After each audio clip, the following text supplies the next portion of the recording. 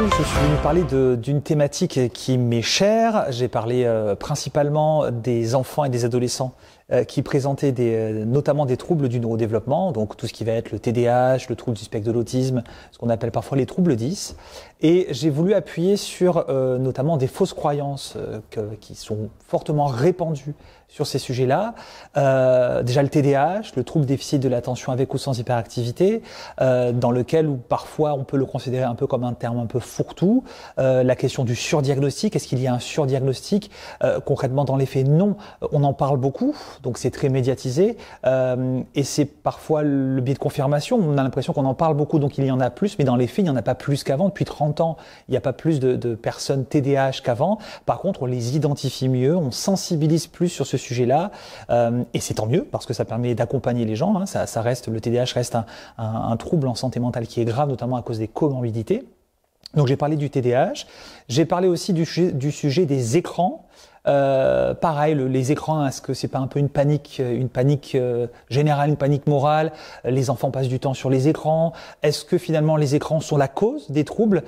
Dans les faits scientifiques, on voit que globalement non, c'est pas clairement un fait établi. Il y a des effets de corrélation. Les enfants, les jeunes qui passent du temps sur les écrans présentent par ailleurs plus souvent des troubles en santé mentale.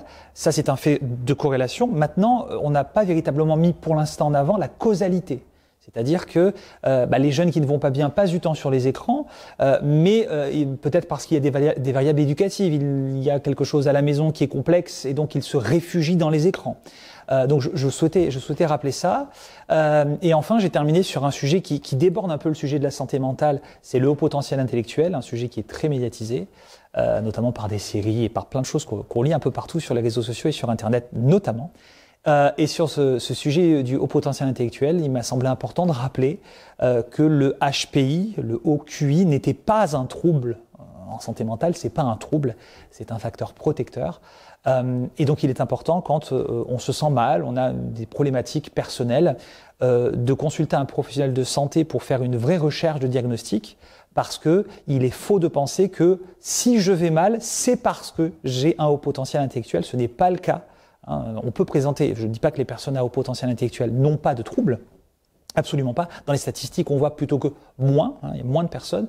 Par contre, dire je ne vais pas bien parce que j'ai un haut potentiel intellectuel, c'est pas juste. Il faut véritablement faire une recherche diagnostique, rencontrer un professionnel de santé qui dirigera si besoin et après selon ce qu'il faut faire.